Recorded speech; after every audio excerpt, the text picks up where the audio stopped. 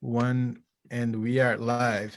Good morning, everyone. Thank you for joining us once again for another episode of your weekly show, the ALG Weekly, as we do every Monday at 11:30.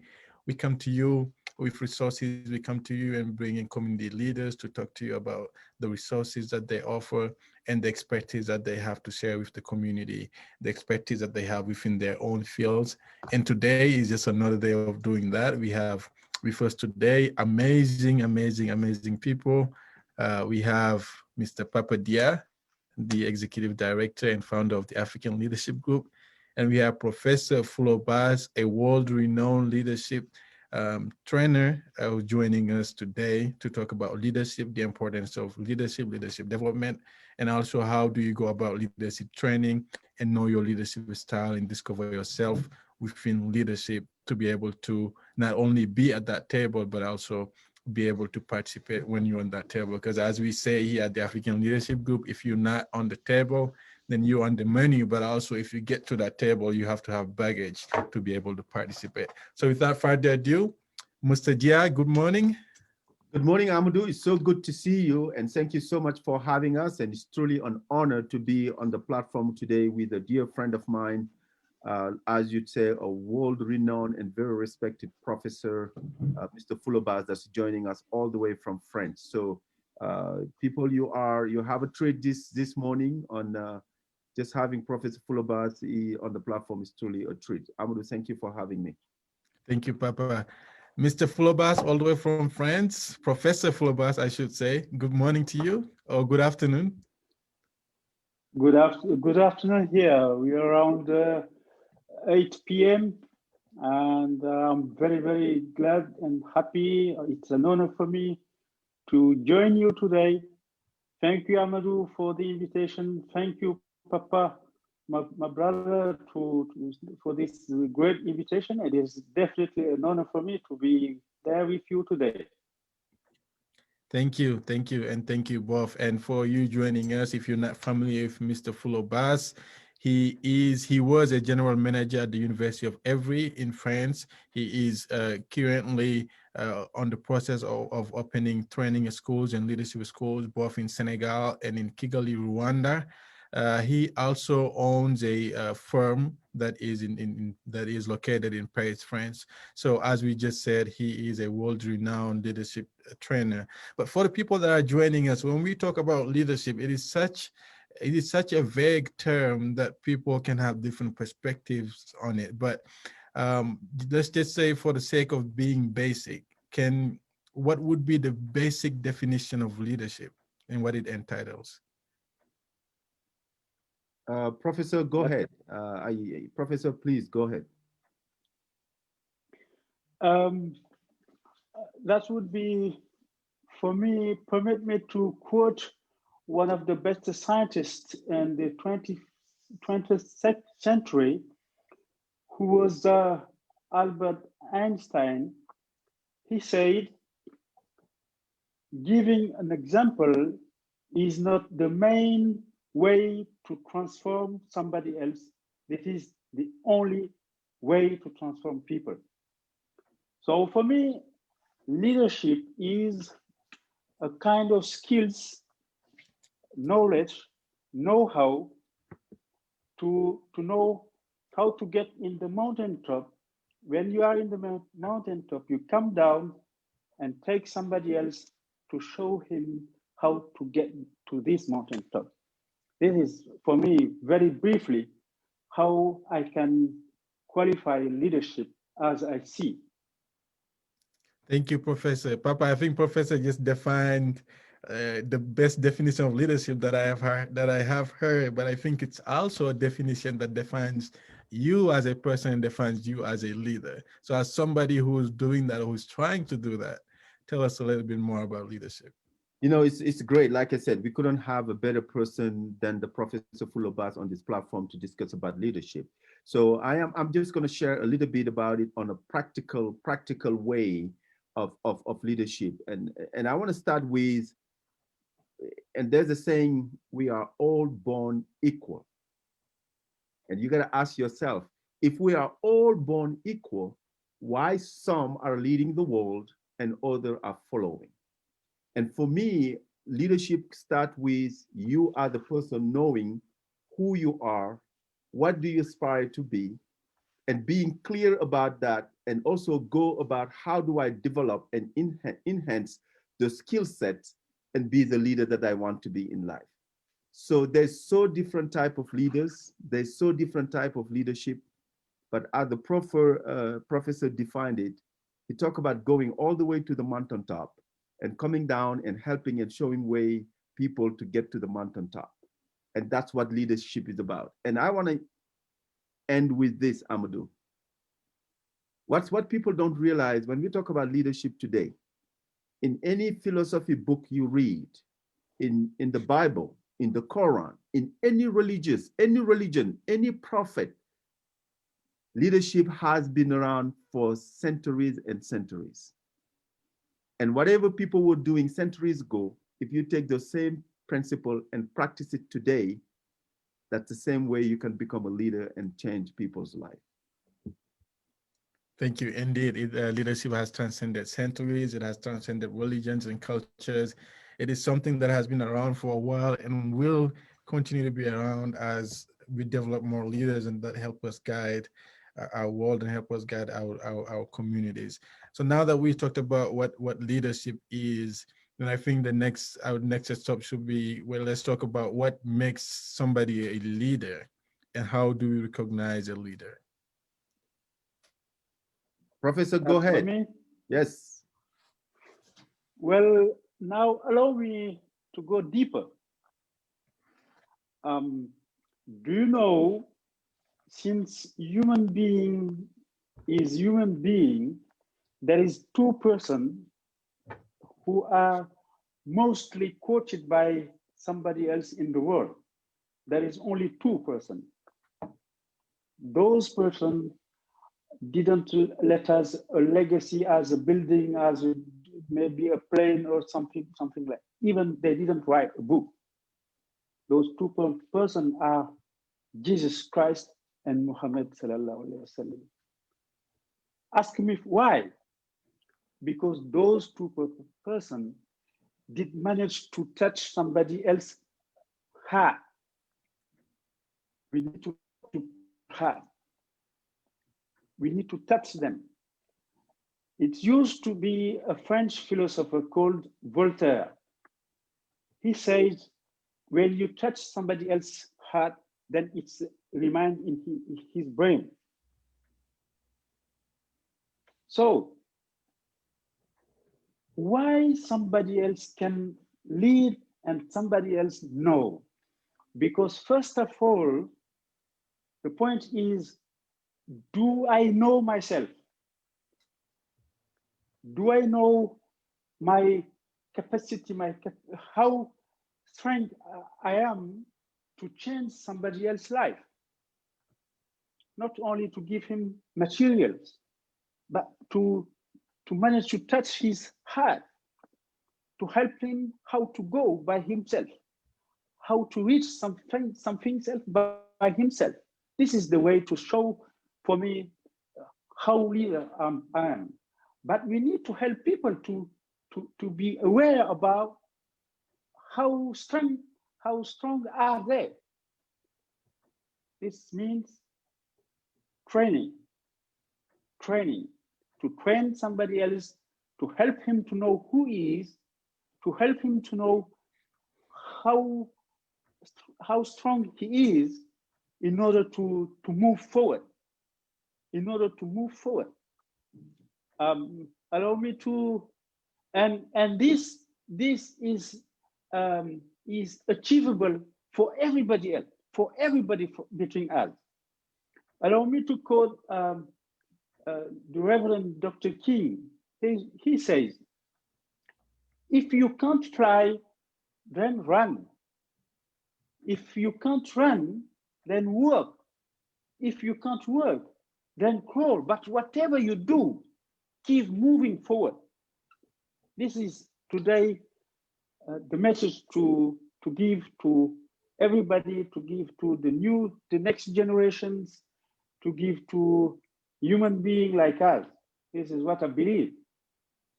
Yes, thank you, Professor. And indeed, if you can't run, then walk. If you can't walk, crawl, but whatever you do, keep on moving. But Papa, in order to move, you have to be able to know where you're going. How do you define your directions and know where to go to before you start moving towards that? Yeah, and great question, Amadou. And I just want to say hello to our friend that's watching us online. And we have Omar that's following us all the way from Gambia. Just to let you know that the platform and the audience of the African Leadership Group is worldwide and international. And in such a topic, talking about leadership that we all know is a crisis, not only in Africa, around the world. So, Amadou, to come back to your question and piggyback on what Professor Fuller was saying, um, leadership is so in depth with the human being. I mean, you cannot take away the vision of the person and what leadership is about and put them apart. I think it's intertwined together. And why do I say that? You cannot lead people if you don't know who you are and where you're going. If you don't know about yourself, you cannot lead people. And I always tell people the simplest way, if you take a cab, the minute you stop the cab driver, the first question the cab driver is asking you is what? Where you going? Yes. In a simple way. So it is the same thing. If you're asking people to follow you, people are going to ask you, where are we going? Once they know where we're going, the next question they're going to ask you is, how are we going to get there? So I'm saying this to say, you got to start by knowing yourself. And you're not going to wake up one day and say, oh, I am a leader. It's a journey. It is a journey. It's a process for somebody, for an organization like the African Leadership Group. We did not wake up one day and start with Leadership Africa. We started with a public speaking class because we believe that whatever message that you have, you need to be able to communicate with people for them to clearly understand. But the public speaking class is not just to speak, it's an empowerment program that allow you to understand who you are as a person, what is your vision, what is your motivation. And through that journey of public speaking, people come out to know themselves, who they are, who they want to become, and where they want to go. I'm saying this to say, leadership is a journey. It doesn't matter where you start, but start.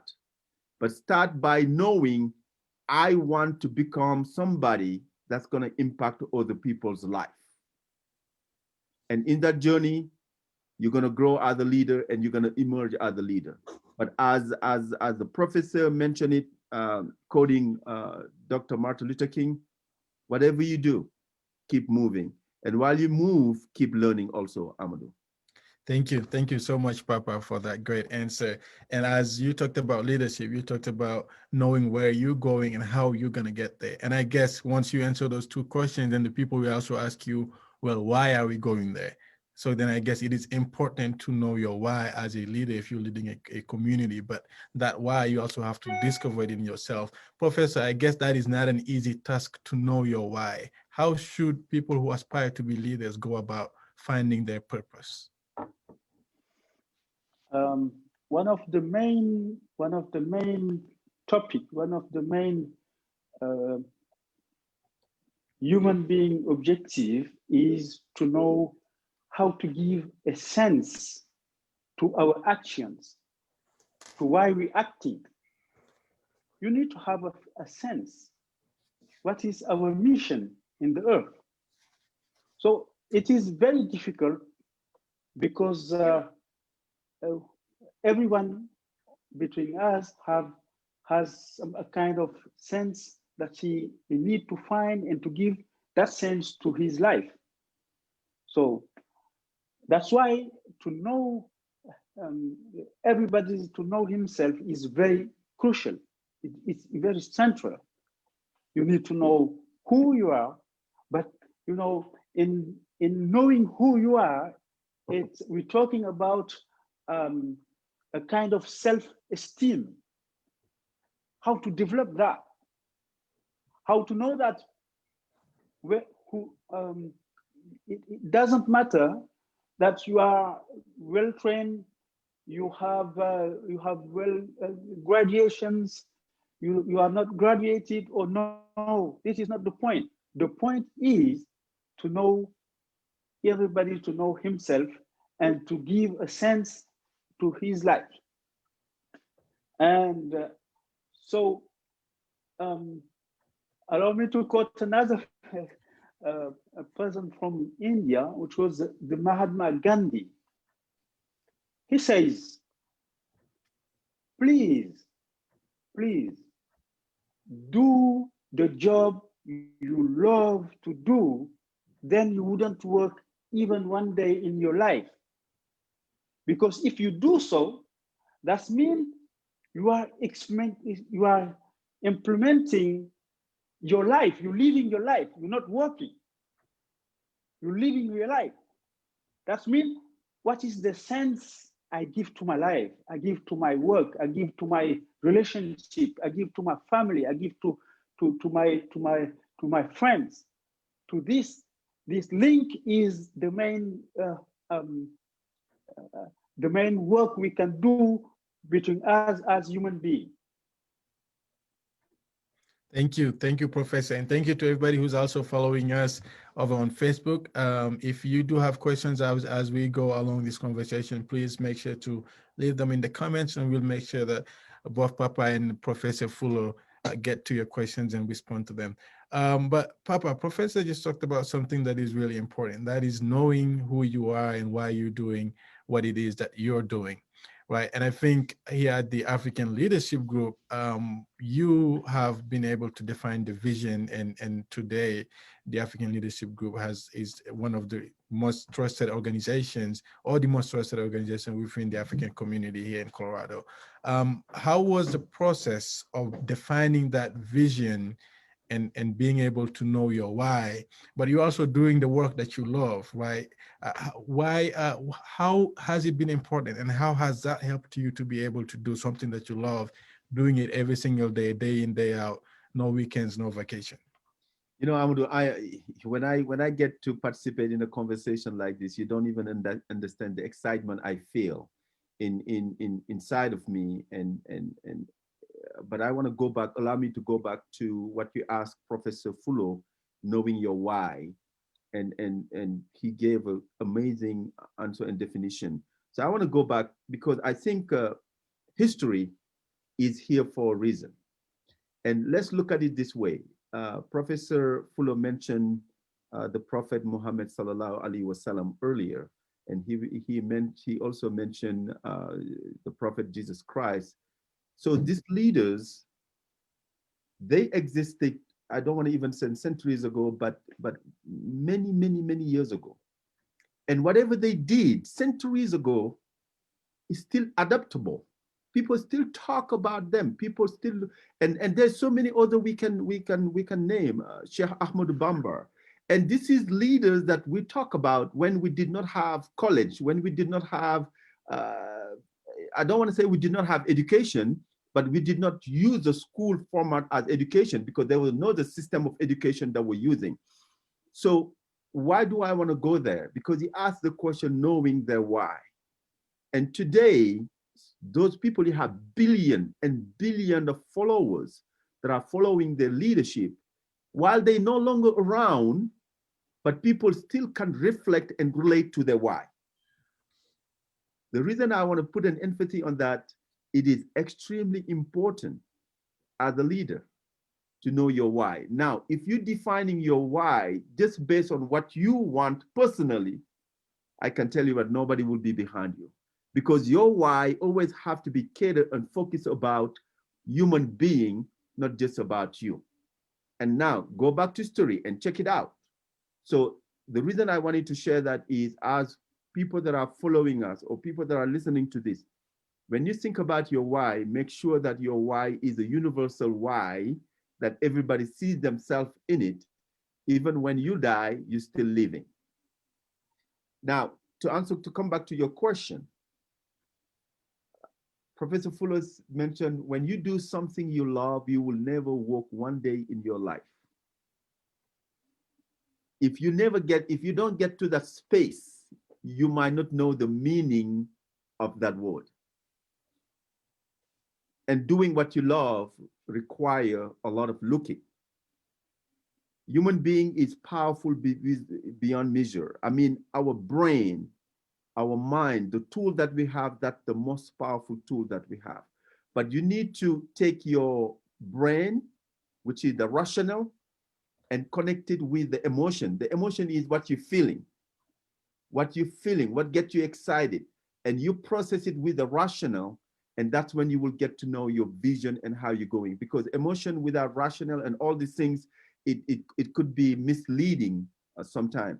That's why being part of a training, having a mentor, because they're the one that can take your emotion and turn it into rational and with practical step example to follow through. So that way you will never walk one day in your life and you will find yourself always happy with a big smile on your face. Wow. Thank you. Thank you. Thank you again for those great answers. And I think, Papa, you led us into our next point, which is mentorship. Now, once you've found where you're going, how you're going to get there, and the why you're doing it, I think then the next point is how can you identify someone that has done that or somebody that you admire that can help you along that way and take you there. As Professor was saying earlier, somebody who's been to the mountaintop and who's willing to come back down and help you on your way there and guide you on your way to the mountaintop. Professor, how should people or people who aspire to become leaders or developing leaders go about identifying a mentor, and what is the importance of having a mentor? You know, you have it. The science has tried to find out some issues like these, how to solve them, and in the training area.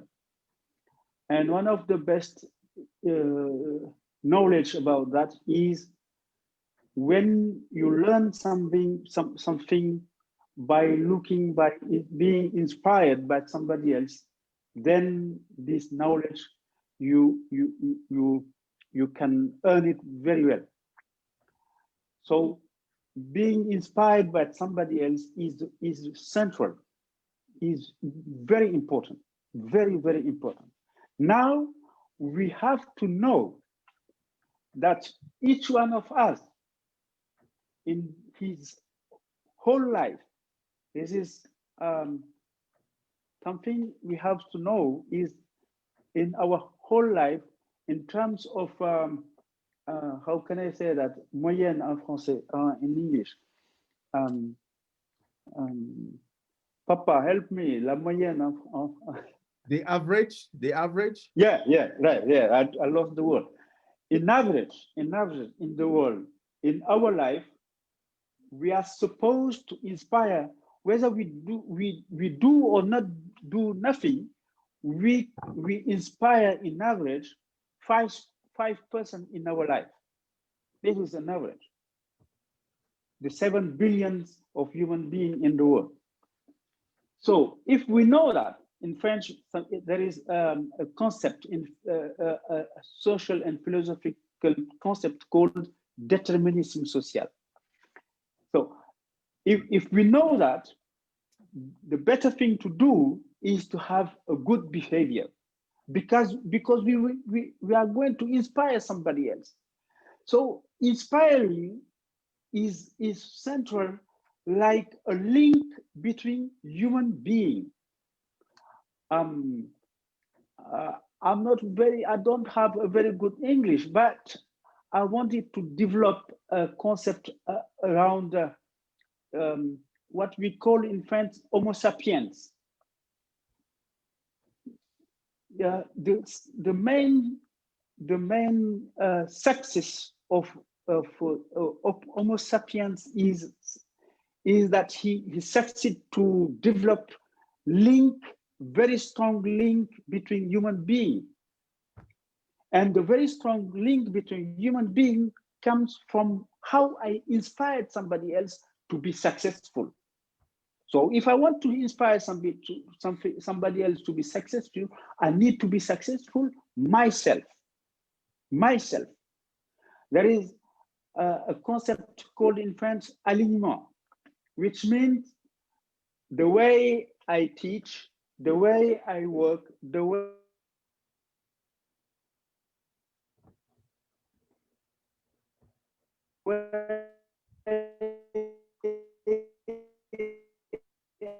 I have and my hello, sorry, I Yes, have Paulo, we can hear you now.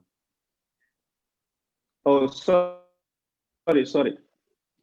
So what I want to say is we need to be careful about what we're doing, where we're going, how we do it, how we write it, and because all of this, and how kind of person are our friends, how kind of person are our family, how we build all of these, because all of these are a part of myself. So the whole person means to be what you do, how you do it, what kind of person you are linked with, how you build this link. So all of these is inspiring. This is the first thing to know. The second thing to know is the best legacy, we can give to the humanity is not material. The best legacy is not material. The best legacy is this thing that we can touch somebody else's heart and that he will keep it in his brain, in his mind. How we built our mindset. So to come to your question, for me, if we look around us, probably, and it is not difficult, probably we will find somebody else that we would like to be. We would like to behave like him. We would like to have his behavior. We would like to have his transformation, how he transformed people around him, how he helped people around him to be better, how he transformed the world, how he made the world around him better than he found it. So for me, this is how to inspire and how to find somebody else as a mentor for us. Yes, indeed. Thank you, Professor. And I think that is really great. Great. Everybody who's watching us by now has a solid idea of how to go about finding a mentorship and exactly what is the importance of having that mentorship. Papa, coming to you, I know you and I have had multiple conversations about about mentorship, the importance of a mentorship, and you have always told the story of how having a mentor has really shaped most a big part of your life. So if you just want to touch a little bit about what Professor talked about and also talk about how having a great mentor has transformed your life. Great. And I want to cautious our viewers and bring the attention to the fact sometimes when we talk about leadership, we have a tendency to believe the leaders are the president, the ministers. We have a tendency to tie leadership to government elected official. Tying I want, leadership to power. yes, and yes, leadership, yeah, and you use the right word, Amadou. We always have a tendency tied with power. And I want us to step back and look at it. And I want to talk to the audience, you, the one that are watching me. If you are at your workplace or you are in the little kid in the neighborhood and getting together with your friend playing soccer, or you have your small business, or you are in the classroom with your friends, in all those steps in your life, you can be a leader there. So leadership is not tied to power. Now I want to use, for example, you are in your classroom and you are among 20 other friends in your same class. And I'm just giving you this so you can watch your behavior so to kind of have an idea. If you are usually the one that come in class and look at the seat that's all the way on the back and you sit over there, for the entire day, you don't say one word, you don't participate, you just sit. When class is done, you sneak out and you go out, then it tells you you are not a leader. However, if you are the one, you come into class, you greet everybody, good morning, and you sit up front and you participate in class and you identify some other student in the class that need help and you are helping them, or you are the student that say, oh, you need a book, here's a book, you need a pen, here's the pen. If you are the one that have those behavior, you can consider yourself a leader. And I wanted to give those basic practical example. For example, if you are a young kid playing soccer, and if you are the first one to the field, if you are the one that's leading the workout session, if you are the one that's making sure that we're not going to lose this game, no matter what, we need to score and win this game, you are a leader. If you are somebody that in your workplace, either your boss is behind you watching you or no, you are still doing the right thing and looking for a way to represent the company, whether we are asking you or no, you are a leader. Now, to come back to your question, Amadou, anything that anybody is trying to do in life, somebody has done it before, even better, somebody has written about it. And we all know that, we all hear this saying, and I'm going to say that as Professor Majama would say that, I'm going to say it in Wolof. Lu benn mën, ñaar moko ko dak. And there's a lot of saying in culturally, benn loxo du tàccu. There's a lot of things, meaning one hand doesn't clap alone. One thing that one person can do, 2 or 3 persons will do it better. I'm saying this to say, in life, since we've been part of this world, anything you do in life, you're going to need to depend and learn from other people. I don't care how much money you have. I don't care how smart you are. I don't care how powerful you are. You're always going to need to rely on other people to learn. So to use myself as an example, mentor transformed my life because I came from a background where I was a nobody. Even though I had some skill set and some talent, I was never aware of those skill set until I met a mentor that let me know, you are good at this and good at that. But while you have mentorship also, you're going to need to read books. So having book alongside of mentor, that's the easiest way to get to the level of leadership you desire to be. So Amadou, I think the African Leadership Group is a platform that bring people like Professor Fuller that you can learn from. And this is the people themselves, they aspire to be a leader. And part of a leadership, as he mentioned, is touching somebody else's heart. To let you know, even himself, he's looking for the opportunity to mentor other people. So if you're watching and you are in need of a mentor, I'm volunteering Professor Fuller that he tell you that he's a mentor. And within the organization, we have a lot of other leaders that will be more than happy to mentor you wherever you are. Thank you, Amadou. Thank you, Papa. Professor, I think Papa just volunteered you about mentoring people, and I think you will be getting a lot of emails and calls about community members looking for a mentor. But that would be an honor for me. yes, sir, and I may be the first of them.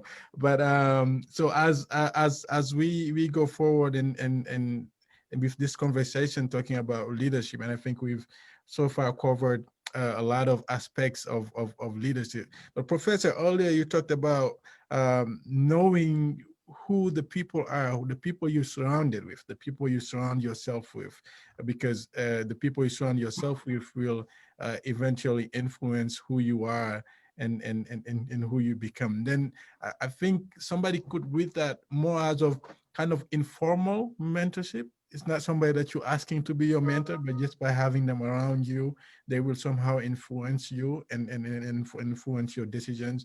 So how, aside from choosing a formal mentorship, how should you go about choosing your group of friends and the people you hang around with? Because I'm somebody who believes strongly in intersectionality, that everything we do is intertwined. Our personal life and our professional lives are intertwined. What we do in the one will probably affect the other. So how do we go about making sure that the people we have in our personal and private lives are also influencing us in the best way possible in our professional life, and vice versa?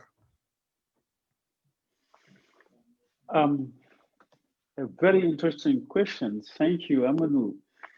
I I think with, wherever you are, with where, no matter with whom you are, whatever you do, the main thing to concentrate, to focus on, is how and with whom am I going to be better than who am I?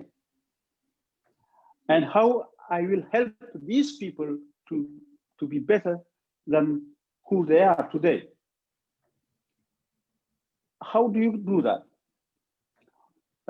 You need to find each of us, when you are in touch with somebody else, please, please don't try to find how these people are bad. They have something in themselves which is better than you can find in French we say les qualités et les défauts, the qualities.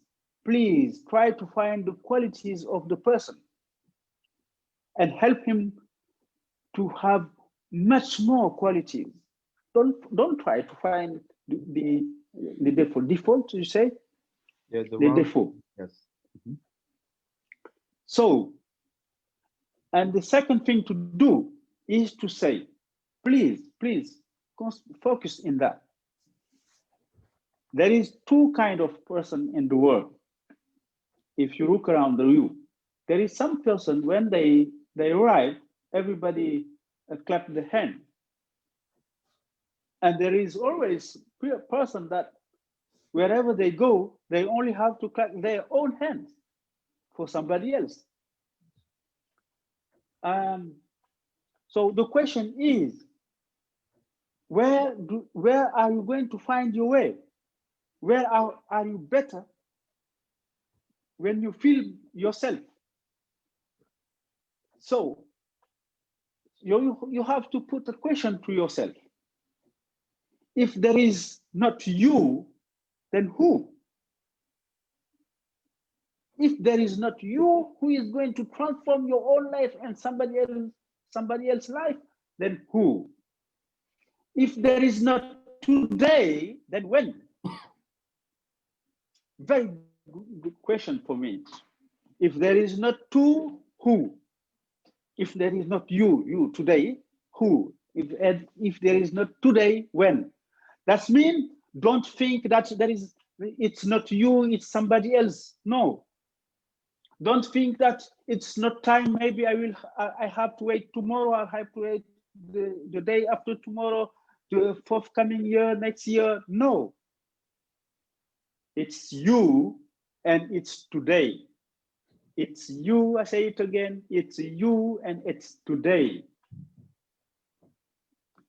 Yes, if indeed, if not you, then who? And if not now, then when? And as somebody said, I don't recall the name, but they said, if you always think about something and say, well, everyone could do it, then that thing will probably not be get done, because everybody will say the next person is going to have to do it. But Papa, as we talk about choosing the people around you, and I think the first time we met, if I remember correctly, you actually did tell me that you have chosen to always see the best in people, right? But going beyond from seeing the best of people, a leader has also to be able to bring the best out of people. How do you go about recognizing and seeing the best, but also being able to bring the best out of people?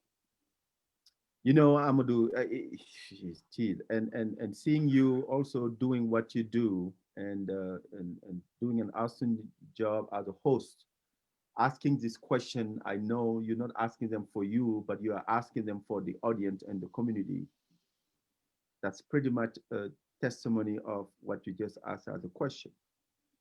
Now,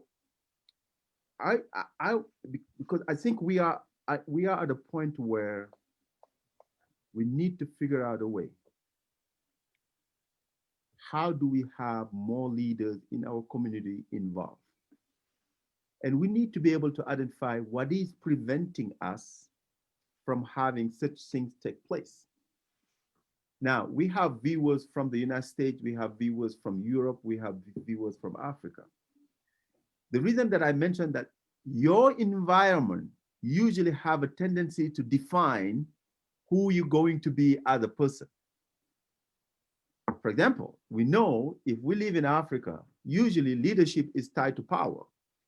If you come from a poor family, there's a more chance for you to live your life as poor and become a nobody compared to if you come from a powerful family, you'll have a chance and a tendency to become more powerful, meaning it goes from generation to generation. Now, how do we break that cycle? You can be saying, because Professor just mentioned, if it's not you, who, it's not now, when. Some of us, we might be saying, oh, it's too late for me to become a leader. Oh, maybe it is okay. Some of us, because we are wired to think like that. But ask yourself, I have a son, I have a daughter. As young they are, how can I start them early for me to break that cycle that we never had a leader in our family, but I'm breaking that cycle. And from now on, I'm going to build a leader within my family. The only way you do that is to look at this child and see the potential. If you look at your kid and all you see is, oh, he's shy, he doesn't talk, he's not smart. And we're talking about a child. And you as a parent, you just see, as Professor mentioned, all the things that he doesn't do well. You don't see the potential. So for me, that's a problem. So I am saying this to say, as a community, we have to be committed to break that cycle of leadership coming always from outside and not from within. So let's figure out a system where we look at each other and we say, Amadou, you have great potential to become the best host. How can we empower you and help you get to that level? We have this little child had the potential to become the best soccer player ever. How can we help you? Because the reality is, a leader got to start by giving. A leader got to start by helping. So if you yourself, you don't sit down with Amadou or you don't sit down with another young man and say, I want to help you really unleash the potential that you have within you, you can become the best version of yourself. Then you are considering yourself as a leader, but you're not the right leader that we need in our community. Being in a position where you only see what's great in people, and you choose to say, I choose to see only what's good in you. It takes a leader to do that as well. Yes, indeed, it does take a leader to see the best and be able to bring out that best in people. Now that we've talked about the basics of leadership, knowing your why, your how, and your where you want to go, and the people that you want around you, and the people that you want to help you to get to the mountaintop.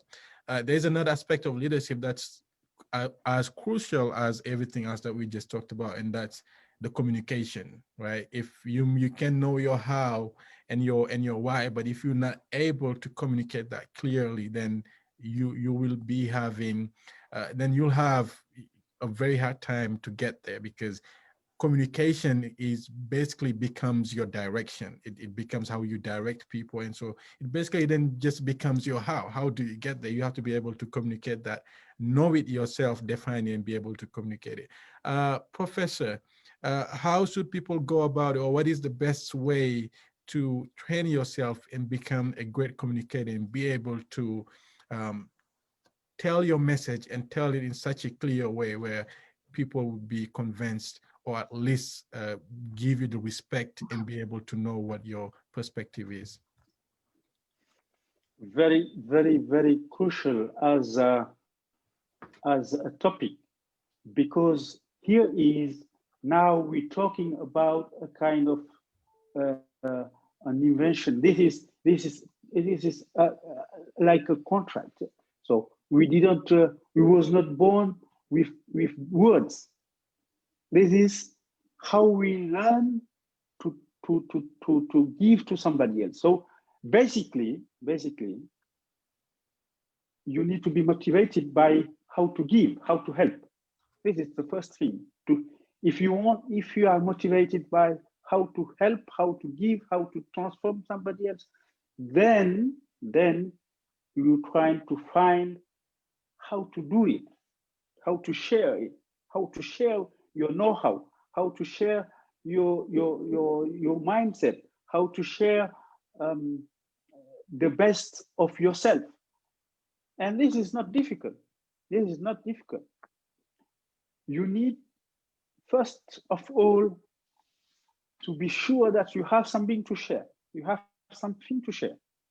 Yeah. You have something to share. That means your mindset, what is in your heart, what you believe in, deeply believe in, and then by training, then we will help you to share all you have to share, to give all you want to give, to help people by giving you the way to give it. And by very basic training, you will do so. Mainly when you communicate, you need to know that you will communicate with people, with every kind of people that don't understand well, people that don't have very good skills in English, in Wolof, in French, in Spanish, and you also have to speak to maybe some people who don't hear you very well, who don't. So the main point I wanted to mention is the leader, a good communicator and a good leader is the one who is very humble, very, very, very humble in how to communicate, in how to behave, in how to transform, in how to give. Very humble, very humble. This is very crucial if you want to succeed in to transform. Yes, thank you, Professor. And indeed, humility is it is crucial also for somebody to be a leader. You have to be humble. But as you also talked about, you also have to be a great communicator. You also have to know your audience, right? Knowing how to talk to the people who understand you, to people who may not have the same level of education, people who may not be in the same environment as you are. But Papa, this is a job that we also do here at the African Leadership Group. Earlier this year, we had 14 people graduate from our public speaking class. We have 12 people graduate from our Leadership 101 class. How important is that work of teaching our community members the way to communicate and how they can be a leader, getting them to that table so that they can represent our community? And how crucial is that communication part?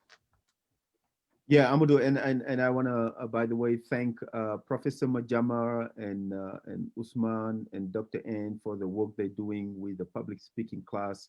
And it is one of our most popular program. And myself, I still sit in the class as a student and learning. So communication is key in everything that we do in life. But I'm the type of person, I always want to step back and look at things with different perspective. I want to caution everybody, when we talk about communication, it's not only verbal communication. Okay, there's so many different ways you can communicate. And one thing in leadership that everybody hear all the time, we all hear the saying, leading by example. Leading by example. So I am saying this to say, if you want people to do what you're asking them to do, you need to be the first one doing it. In some cases, let's say you're a leader, you have an event and you want people to put chairs away. You need to be the first one to be there, putting the chair. That's another type of communication. Doing the work first and having people see you doing it, it's even another powerful message. And we talk about communication style, okay? In some way, you need to lead by emotion. In some way, you need to be, so for me, that's, when you talk about knowing your audience, it's very important. Because in some people, you can, when you got to use the right tone, it's just, so a leader is somebody that first of all understand himself and how he communicate, but also understand how do we adapt that communication with the person that's receiving the message. Because the message that's being given, the person receiving it is more important than the person that's giving it. Okay, so for me, all those things are very, very important. And I want to go back and end with this. Right now, we are in crisis of leadership in our community. And we need more women leaders. We need our women to be more involved in this process. We know our women are the best leaders you could have today if we eat at home, if the house is clean, all these things. But we need them in this other aspect of our life as leaders. Our children education, we need them. When it comes to social justice, we need them. When it comes to education reform, we need them. And we are faced with this pandemic, we need them. We are faced with all this crisis, and we know that our government has failed us over and over and over again. So I am those that believe that I'm not going to put my destiny in any elected official. I would rather put it in the hand of my community, because I know that my community never let me down. And the more leaders we have in the community, the better will be all of us as human beings in this world. Yes, thank you, Papa. And that is a great answer. And it's also a great segment into our next point, which is leading, right? We've talked about becoming a leader. How do you define yourself as a leader? How do you communicate? Now, how do you lead? Because as you said earlier, a lot of people combine the idea of leadership with power, but we also combine leadership with um, being just being on the red carpet. For a lot of people, leadership means being out there on the public. If they don't see you, then they probably don't see you as a leader, right? But it is also important for a leader to be on behind the scenes. Sometimes it's not just the people that we see that's leading in front, but most of the work is done behind the scenes and is done in the background.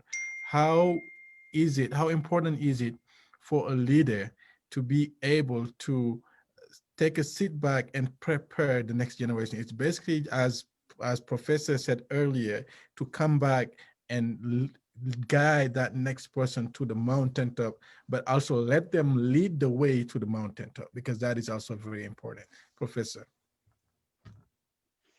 It's crucial for me. We talked earlier about Jesus Christ and about the Prophet Sallallahu Alaihi Wasallam Muhammad, and why? Because the main thing to lead is to show to somebody else how to do it by himself. So you prepare somebody else to be himself, to fulfill himself, to get out the best of himself, and to realize his potential. To realize his potential. That's why I did focus on the importance to be humble. When you are humble, as a leader, then you have people around you. Then you prepare them to realize their potential. Then you push them, sorry, to move forward, to go to give the best they can do, and then you come step by step. You come down and let them go ahead, and let them go forward, and let them succeed to be themselves, to realize their potential. Very important, very important. Yes, indeed, that is very important. It is also crucial. Papa, I will just let you take on what Professor just talked about. Yes, and I want to bring this practical example. For example, if we take the example of African immigrant, we come here usually uh, and we don't speak English. We came to this environment where pretty much everything is new. So we have to learn and have to adapt. And for me also, being able to adapt and being able to be fully integrated, all those things are steps of leadership. And I think the main challenge that we have, sometimes we just do things and we let it happen by accident without taking the time to understand how was I able to do it and was I successful in doing it. What I want to say, because somebody on the chat asked, how do you identify somebody's strength? Which is a very good question. I think if we establish a culture where I see Amadou that did something and I like it, for me to go in Amadou to let Amadou know, you know what you just did was outstanding. I like it, and this is what I like about it. How did you manage to do it this way? Now you're asking him, and Amadou will tell you, and that's how you're going to start learning and identifying people's strength, because you cannot start identify people's strength by yourself. You need to engage with them and understand, and once you engage with them to understand, then you will now I have to be quiet because I am joined by two professors.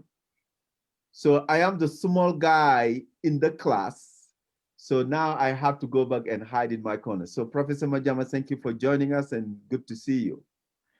Yes, So I think you may not be the only one hiding. I don't think I have what it takes to be asking the questions now, seeing the high level of this panel. yes, and again, and for me, when we talk about leadership, I always want to go back to use practical example that we live and people can relate to.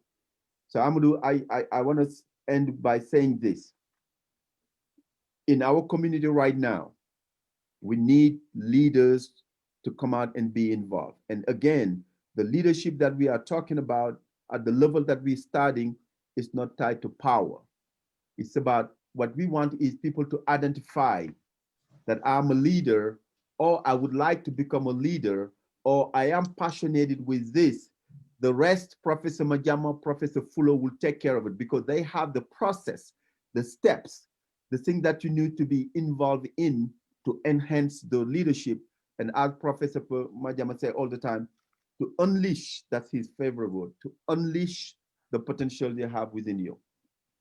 Yes, thank you, Papa. And we are just joined by Professor Majama, the amazing professor, and he teaches, or as he likes to say, he facilitates the public speaking class here at the African Leadership Group. The public speaking class is now ongoing. It's 8 sessions, so 8 sessions. And every class we have several people, several community members graduate from that class. Professor Majama, as you joined us, we were just talking about how crucial communication is for a leader and how it is important for a leader to be able to define his communication styles, but also to be able to know and adapt his message to his audience. Assalamu alaikum warahmatullah. Amadou, Papa, and Professor Fulo. That's what I see on the name here. Very, very nice to meet you all and to join you on this platform. I'm sorry I was not able to do it earlier. I had some other engagement that I was on trying to get some stuff in. But all in all, I was following a little bit when Papa was talking about leadership, and I would always say, who's better suited to talk about leadership than the leader of the African Leadership Group?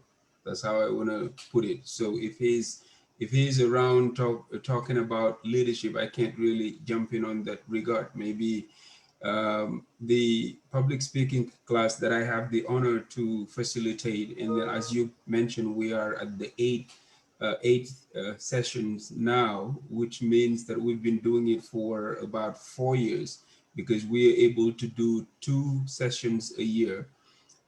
So we are ending 2020 with the last one, but not the least one, because it is so beautiful, the number of people that we have joining us every Tuesday, and the level of leadership that they show every day. Because I would always say, to be successful in life, you have to be a leader.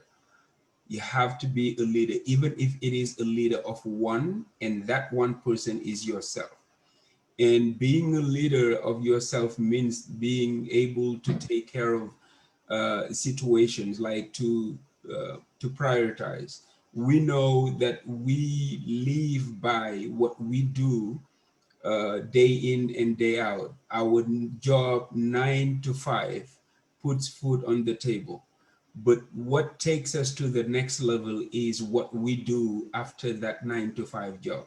And it is like, after doing everything that you were supposed to do during the day, you join a group where you will be studying, where you will be improving your knowledge. You are putting yourself at the top. I would always say that when you watch TV, on prime time, you're watching other people do what they love. You're validating what they want to do while losing your own time, because that prime time that you were sitting on the couch watching TV is supposed to be used for you to get ahead, because education never stops. Education never stops. So when we talk about particularly the public speaking class, I think the way we always started is by letting people know that public speaking used to be a thing of the elite.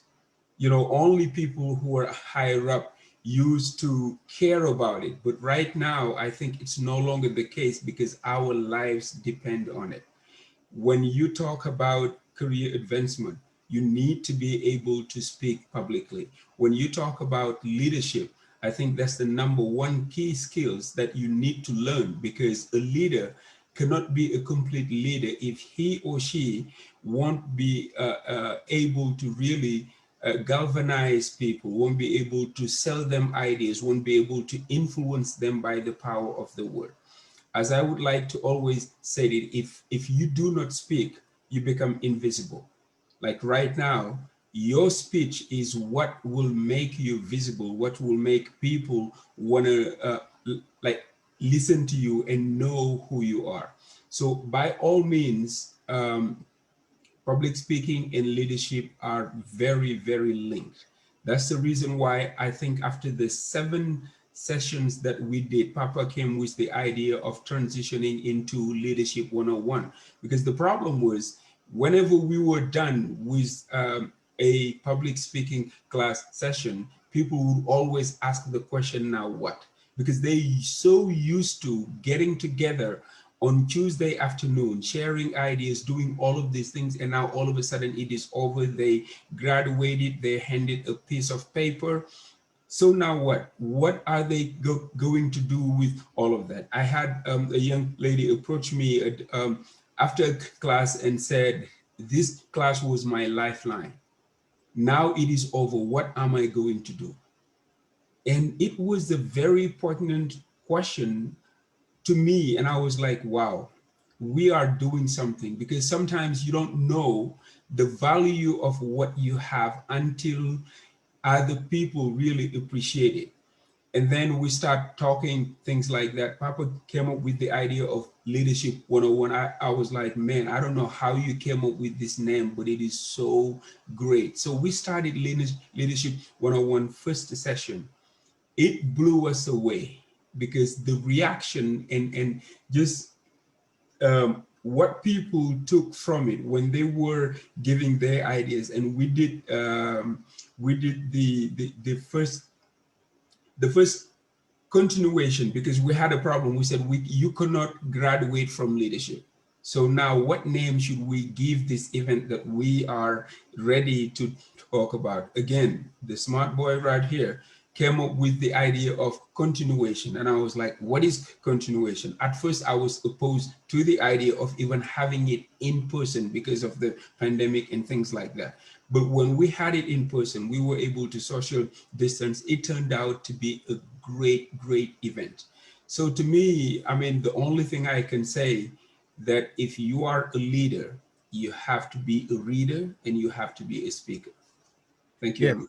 Yes, thank you, Professor. And indeed, as we all heard it, if you want to be a leader, you have to be a reader and you have to be a speaker. But Professor also talked about something very important, what you do after your 9 to 5. I think it was Napoleon Hill who said, if you're not doing more than what you're being paid for, then you have no right to ask for more pay. And that goes also into personal development. If you're not doing more than what you're supposed to do, then there's no way that you can get better that you can progress or be more than what you currently are.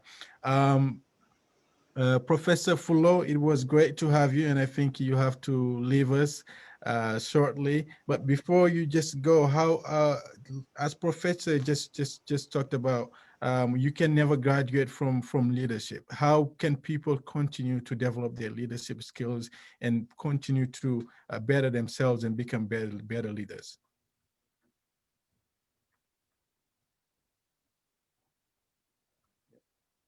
I think we had a problem, technical problem, but what I can say is that, you know, for human being to be satisfied with who and where you are, it is a great problem. It's a big problem. The main point to say is, I'll never be satisfied with who and where I am today. That means that we need to still focus on improving ourselves.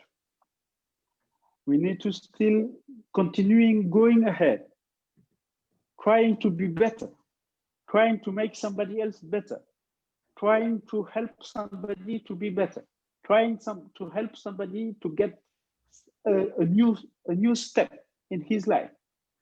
So for me, this is the way you keep continuing to be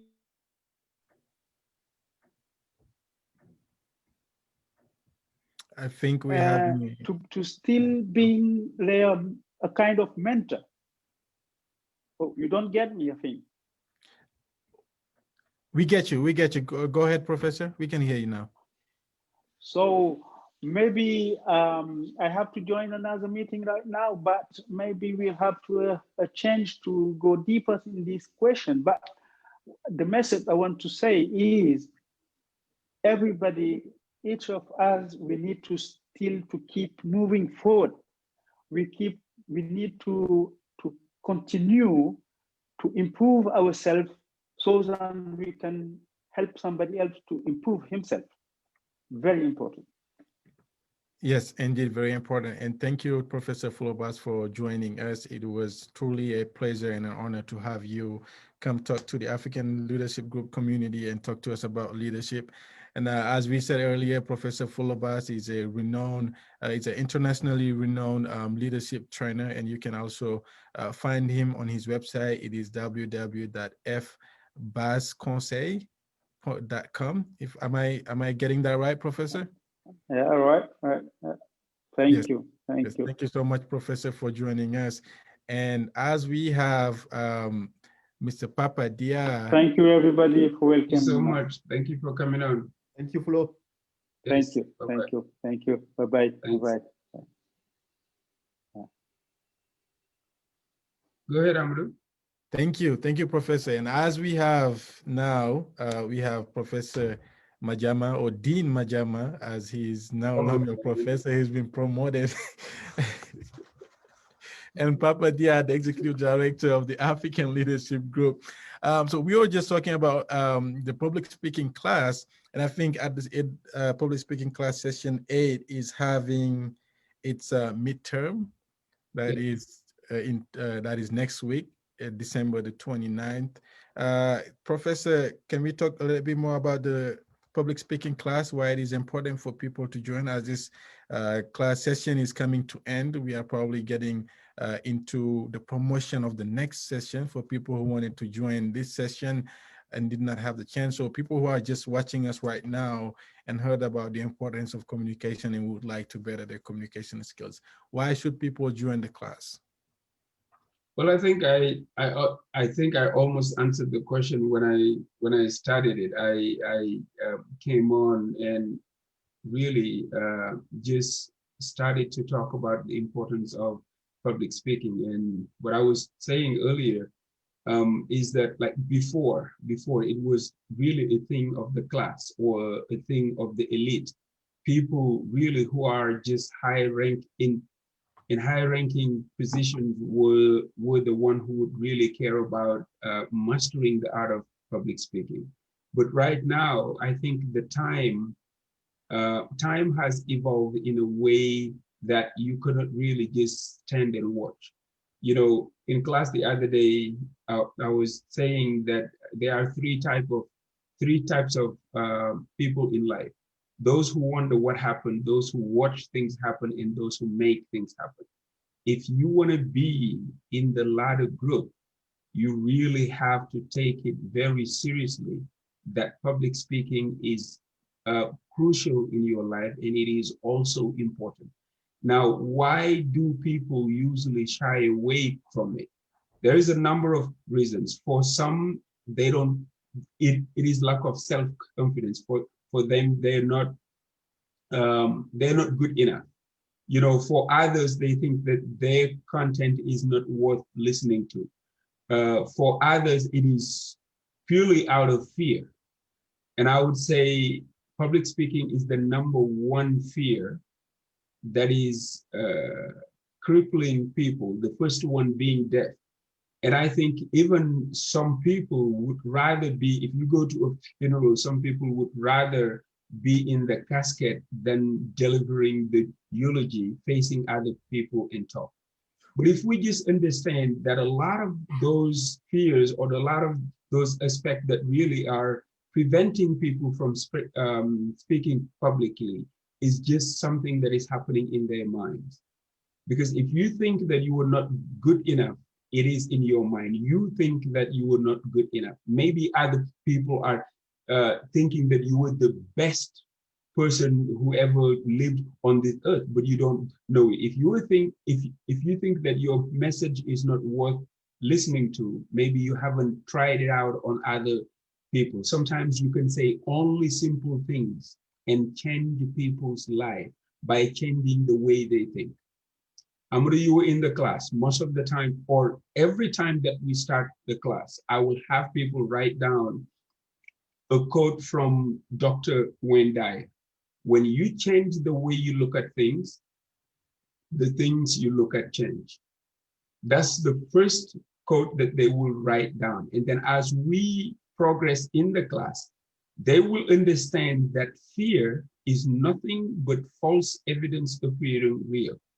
So people get a lot of ideas in their mind that these things are real when they're not.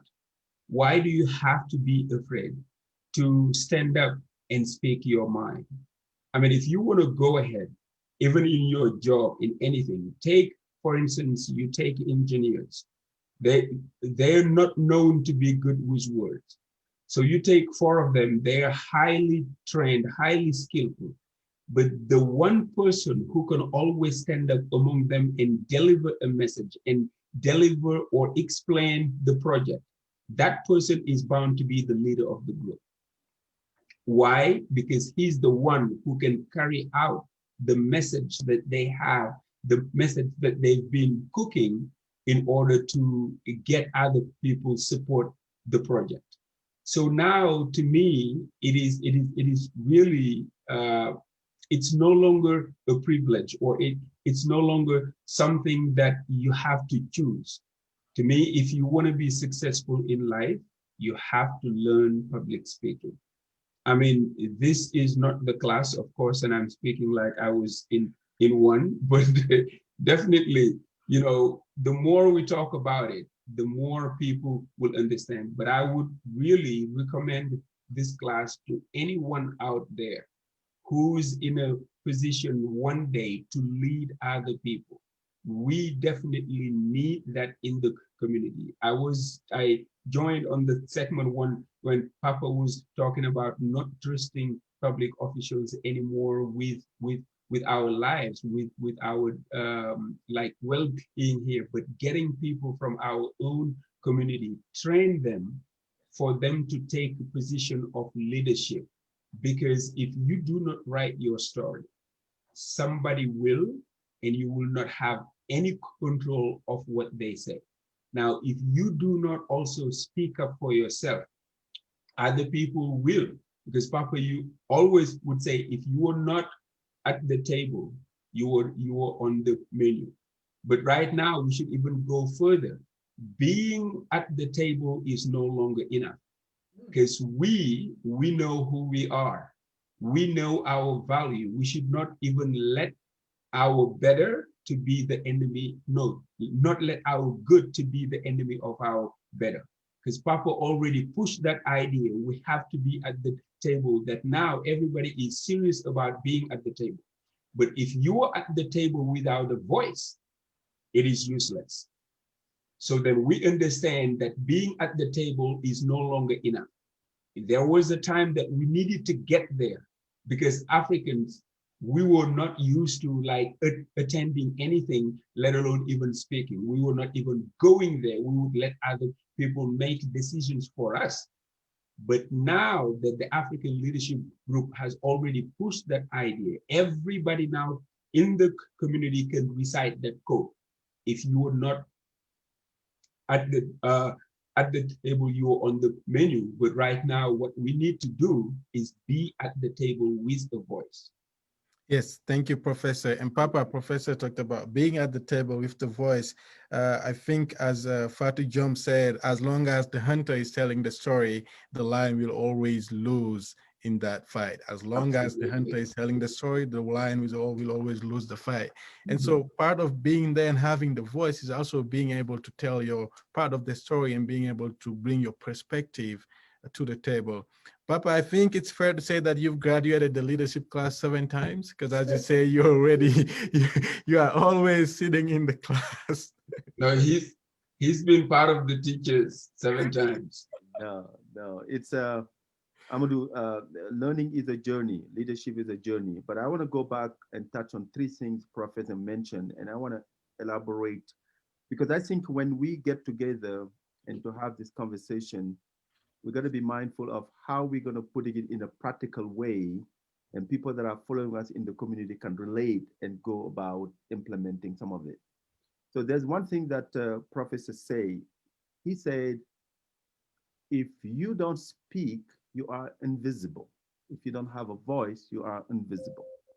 I want to elaborate a little bit and bring it to the reality that we are in as African. As African, either we are at work, at our workplace, or we attend a meeting.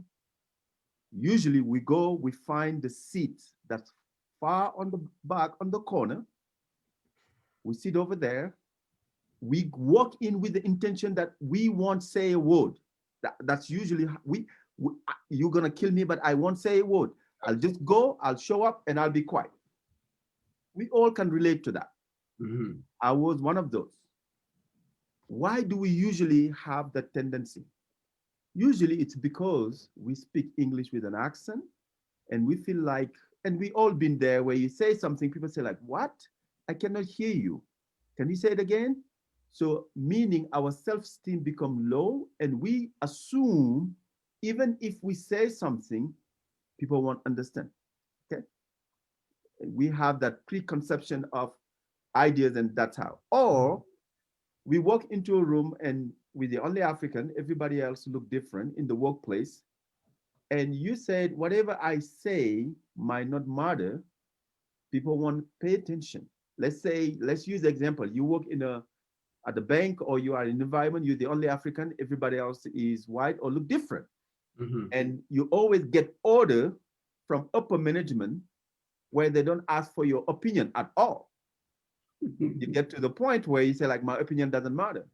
Meaning, as prophets say, we walk around and we become invisible. You walk into a room, nobody notices you because nobody expects you to say one word. Then you are invisible.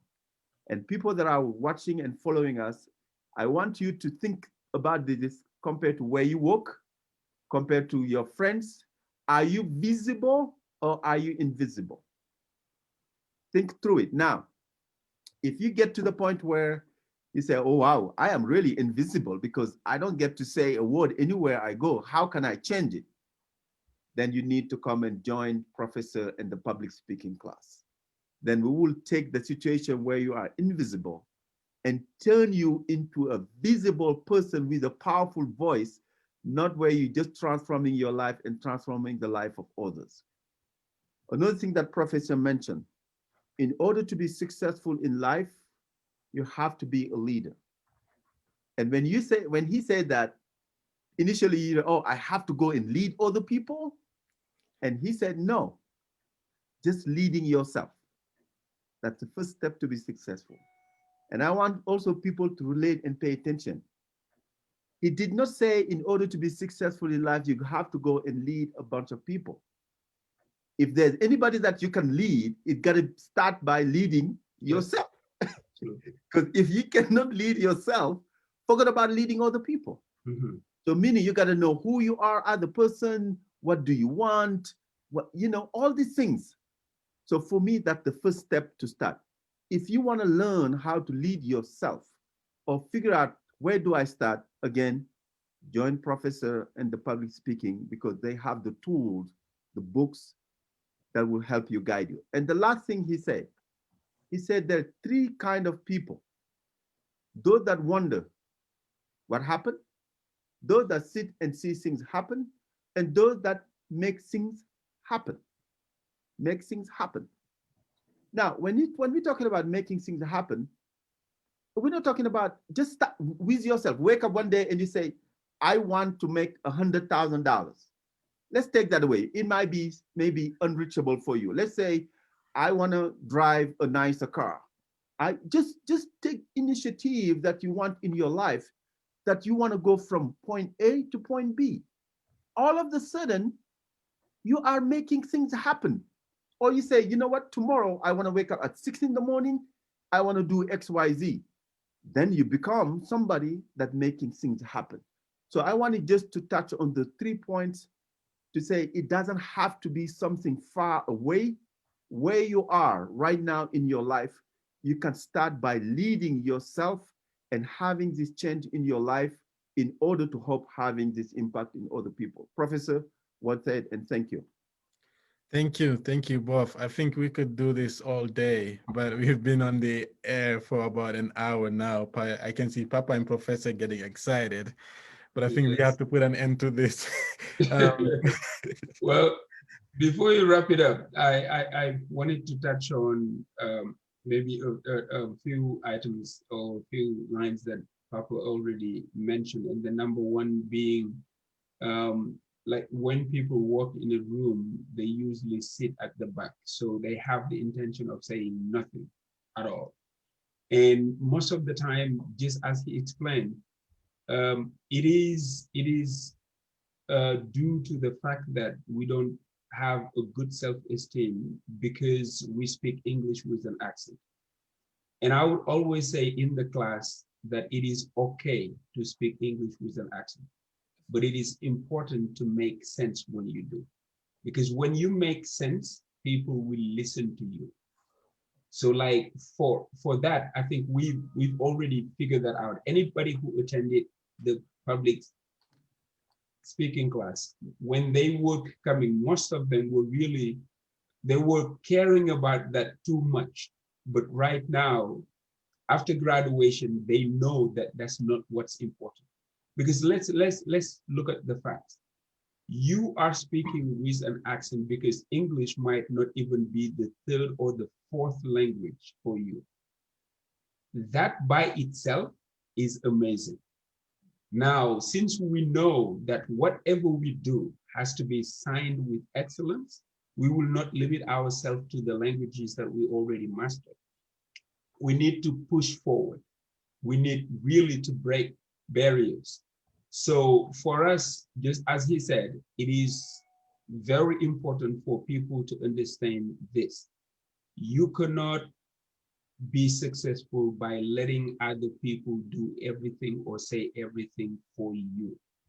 You have to use what you have and really understand that success is yours if you are willing to take it.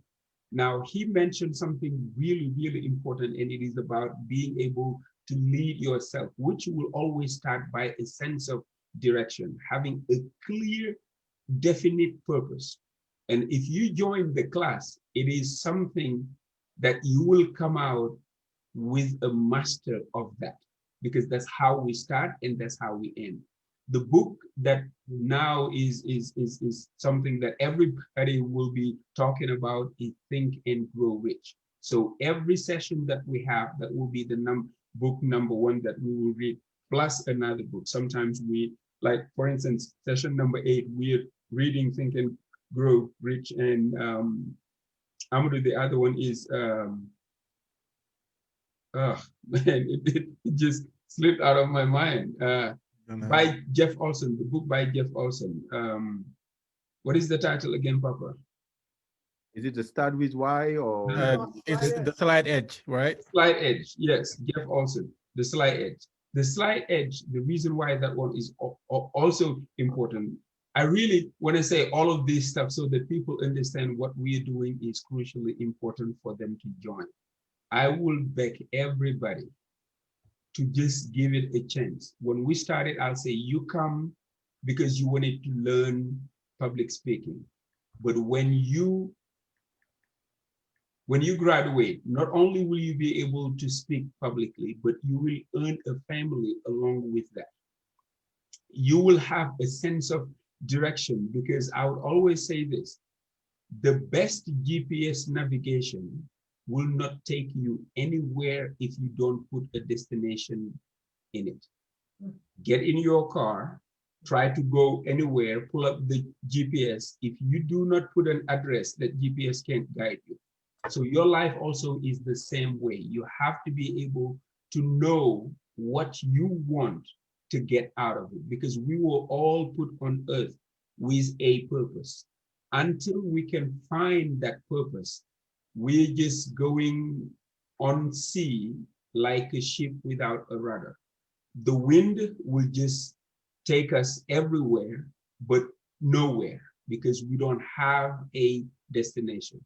So Amra, I know you need to wrap up. I mean, but I was late coming on, but as you said, this is something I think, aside from the show that you do, this is something that we need to create a show for, because we can have a lot of people just like, I don't know how you will call it, but I'll be more than happy to join you on it all the time. So thank you very much for having me, and I wish everybody happy holidays in this season, but also let's end 2020 with a bang, you know, knowing that it has not been easy, but we are the warriors and we are here. When you are able to tell a story on something, it's because you survived. So we did well, all of us as a community. I think as a community at large, we did absolutely well. And maybe if you just allow me, I will seize this opportunity just to highlight the wonderful job that ALG has been doing under the leadership of Papa, because I have echoed, I mean, he told me some, but other people also who were receiving those benefits told me about it. You know, every single week, if it is not every day or every other day, he was running food stock, delivering food to other people. Those type of actions are deeds that people need to understand, people need to hear. It's not that he's bragging about it, but if you tell other people, they might get inspiration from it and try to do the same thing for their sub-communities. Because for me, the community is the same. But when you gather thousands and thousands of people from different countries, from different ethnicities, you cannot, you know, prevent people from regrouping in a more tighter circle with their own community that comes from their country. So telling them on this platform that things like that that ALG has been doing is a good thing for them to learn from. So yes, if you take about flu shot, they were doing it for free. You talk about like COVID screening, ALG did it. You talk about delivering food to the needy. ALG has been doing things like that. So honestly, on behalf of everybody in the community, we would like to thank ALG for facilitating that or doing that under the leadership, of course, the one and only Mr. DIA, Denver International Airport, whatever his name is. You know what I'm saying? He is Mr. International, a leader Yes, in he's the African international. Okay. He is Mr. International. Papa, I'll give you the floor for your last word. Yes, Amadou, thank you. I want to say when I hear Professor talking and mentioning the work of the African Leadership Group, uh, I'm just excited to know we finally have a community, because for the longest time you hear the word community, other people had it, but we never had a meat to put on the bone to say this is our community.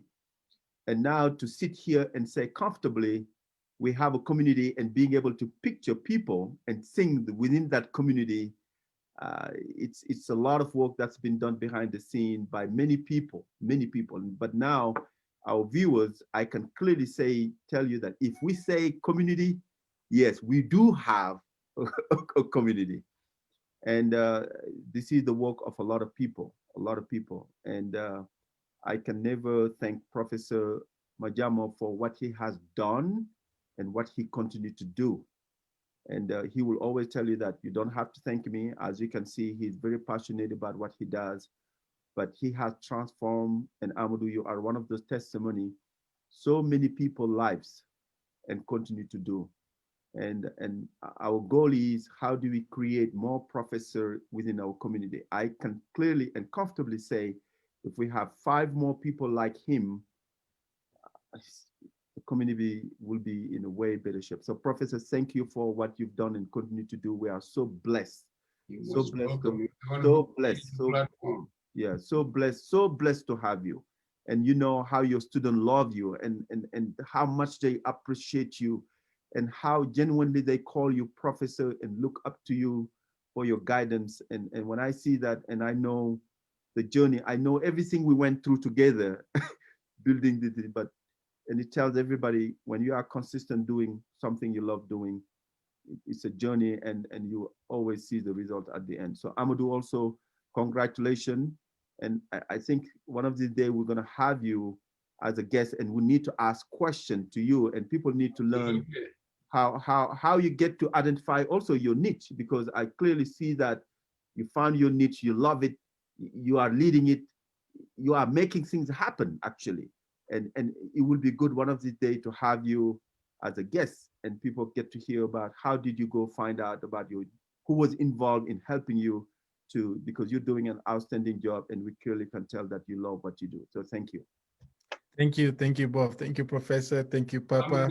I'm gonna, before you wrap up, I cannot really have you end this without talking about you, because Papa, I remember when he turned 22, he had a post on Facebook, like saying that the year 2020 has not, brought a lot of stuff for him. Like, he was not proud enough of what he's been doing in 2020. And my take was that I really wish I were like him when I was 22 years old. So I just want to tell you what you were doing at your age, because wisdom or knowledge knows no age at all. I just would like you to understand that you are far beyond where you were supposed to be right now. I mean, if we just take it, if we see Papa and I, what we've done, or where we are right now, when you are on our edge, when you are at our edge right now, man, I don't know, if you're not the president of Senegal, you will be a CEO of a global organization that is changing people's life, because you were young, but you know what's up. That's the only way I can put it. You know what's up. So keep doing what you were doing right now, and don't let anybody tell you otherwise. You are a rising star, whether you know it or not. But and I would not even say the sky is the limit, because to me, the limit can only exist in your imagination, and you have a very broad one. So thank you very much for doing what you do, but also being who you are. Thank you. Wow, I don't think I have any better way to end this conversation. Really, thank you so much to the both of you for being there for me. And if I'm able to do this today, it is really mostly because of the two of you. But thank you, Professor Majama, for getting me back to doing this and really helping me through this journey. Papa, thank you for creating the platform and helping me be here and also giving me the opportunity to do this. But this is all for our conversation today. We had a great conversation about leadership, communication, and the importance of leadership, and also how to be a leader, you have to be a great communicator and know your why, know your purpose, and be able to communicate that. But next week, also join us for another conversation. We will talk about personal development and professional development within the upcoming year. As Professor just said, 2020 was a hard year for the community, but we survived it and we came out stronger as a community. Now we have to look forward as a community and look as to how we can build leaders and make sure that the community is represented. And we will talk more about that next week. Thank you very much for joining us. Thank you, Professor. You're looking good, by the way. Oh man, give me a break. You're looking good too.